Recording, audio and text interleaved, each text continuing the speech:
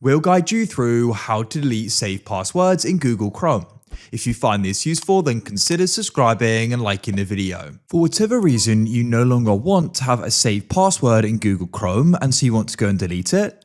Perhaps you don't use the account anymore, or you've gone and deleted the account, so you also want to go and delete the login credentials. It doesn't matter, we're going to guide you through this step by step. So what you want to do is you want to come into Chrome as we are. Now come to the top right and you can press the three dots.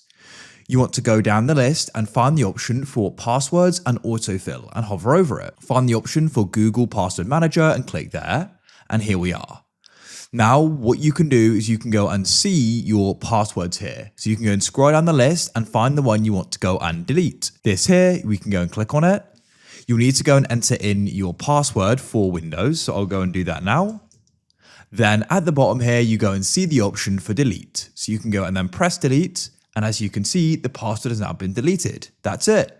Of course, just make sure you want to do it, and that's it.